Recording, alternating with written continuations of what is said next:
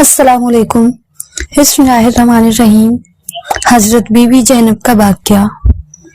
प्यारे दोस्तों, वीडियो में आगे बढ़ने से पहले आपसे एक छोटी सी गुजारिश करेंगे कि आपने अभी तक चैनल को सब्सक्राइब नहीं किया है तो चैनल को सब्सक्राइब कर लें और वीडियो को आखिर तक जरूर देखें। इमाम हुसैन अलैहिस्सलाम की शहादत के बाद अब मर्दों में सिवाय बीमार जैनुल आबदीन के कोई और न बचा था। यजीदी फौज के कुछ सिपाही अहले बैत मुताहिरात के फैसलों को आग लगाकर लूट घसोट में मसरूफ थे कि अचानक एक रौबदार आवाज में उनके कदम रोक दिए। खबरदार, आगे आने की हिम्मत न करना। यह आवाज नबी सल्लल्लाहु अलैहि वसल्लम के नूरे नजर नवासी शेर खुदा हजरत अली की लखते जिगर और खातून जन्नत फातिमा जहरा की साहबजादी हजरत जैनब की थी। मैदान करबला की उस शेर दिल खातून को तारीख जैनब के नाम से जानती है। करबला के वाक़या को जिंदा जावेद बनाने में हजरत जैनब अलैहिस्सलाम का अहम किरदार रहा है। बीबी जैनब की बेमिसाल किरदार और कुर्बानियों से तारीख करबला रोशन नजर आती है। करबला की इस मिसाल खातून ने यजीद की जाली हुकूमत के मुकाबले में अपनी मासूम बच्चों को भूख प्यास की शिद्दत से बिलखता हुआ देखना गवारा किया।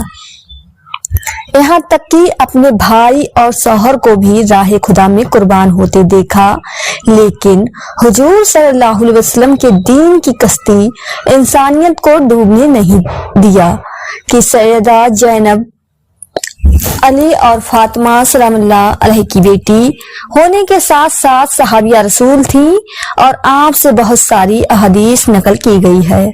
आप निहायत ही नेक सिफत और मुल्क की खातून थी। आपने सब्यदारी और नमाज आशूरा की रात को भी तर्क न किया था।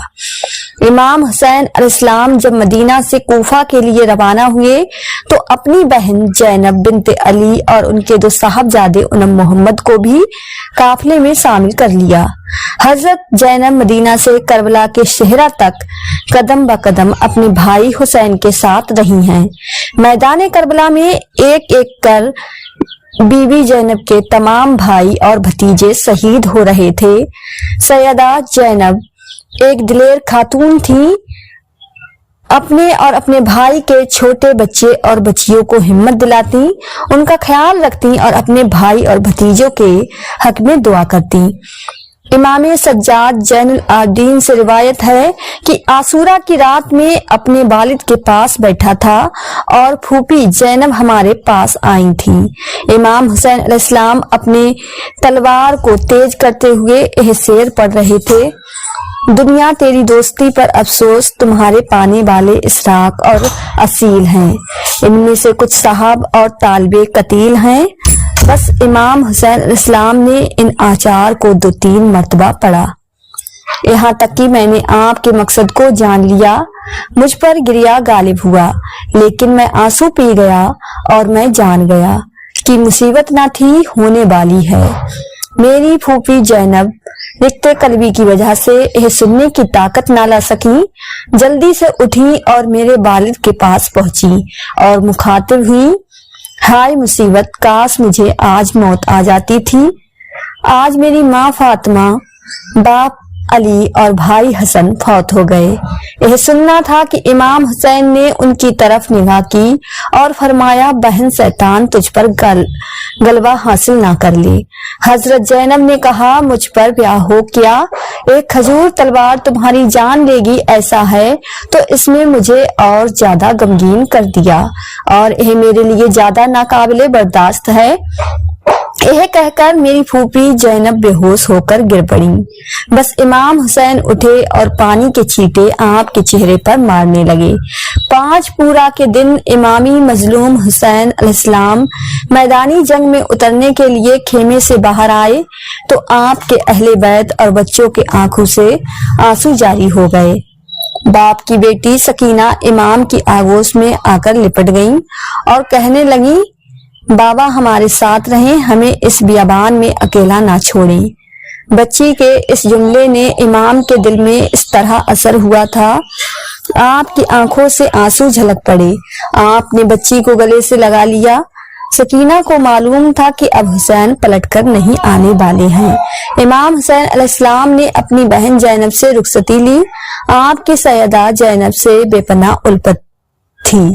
امام حسین علیہ السلام نے فرمایا: اے زہرا کی بیٹی اور میری بہن، میرے قتل ہونے کی وجہ سے اپنے رخساروں پر تماچے نہ لگانا، نہ ہی مصیبت میں اپنے جامہ کو پارا کرنا اور نہ ہی اپنے بالوں کو پریشان کرنا، تاکہ باعث رسوائی نہ ہو. میرے بعد ان بچوں کی پرورش کرنا. اگر میرے بچے پیاسے ہو جائیں تو ان کے واسطے پانی مانگ لینا، شاید ان کے اوپر بہر رحم کریں اور پانی پلا دیں. بھائی کے کلام کو سنتے ہی بہن کا چہرہ متغیر ہو گیا، دل تڑپ گیا، لبوں پر پھر یاد آ گئی. کہنے لگی ہیں: میرے بھائی، کیا زینب اسی دن کے لیے زندہ تھی؟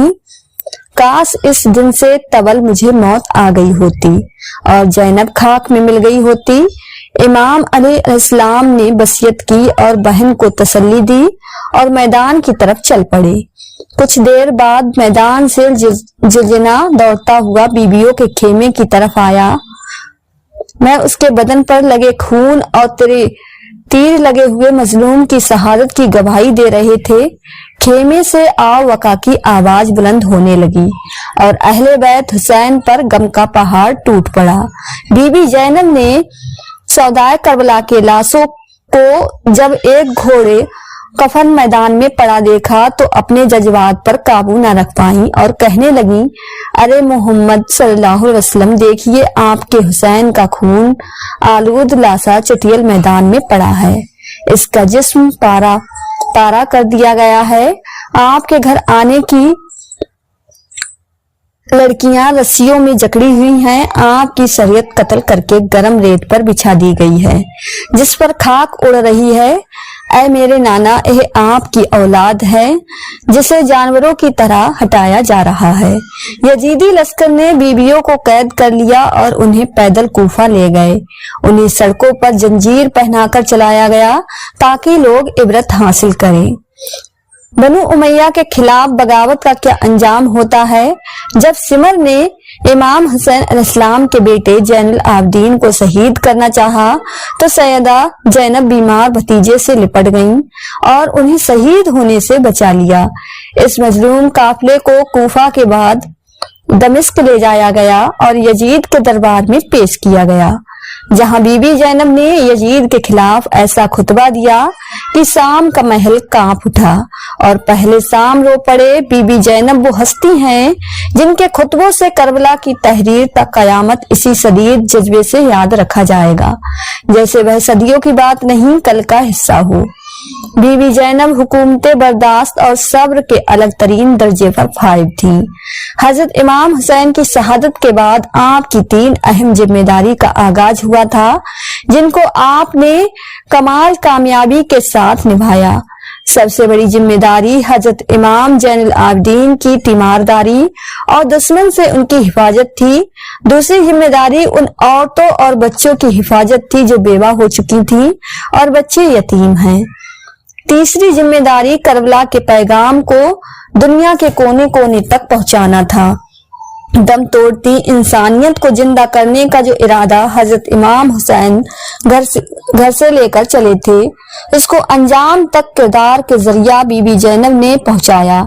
ان کی ہی سربراہی میں امام حسین کے اہل حرم اور کوفہ اور شام کے گلی کوچوں میں اپنے خطبات کے ذریعہ یزیدیت کے جرم کا پرچار کیا ہے. پیارے دوستو، اگر آپ کو آج کی ویڈیو پسند آئی ہو تو زیادہ سے زیادہ شیئر کریں اور ہمارے چینل کو سبسکرائب کر لیں. تب تک کے لیے اپنا خیال رکھیں. اللہ حافظ.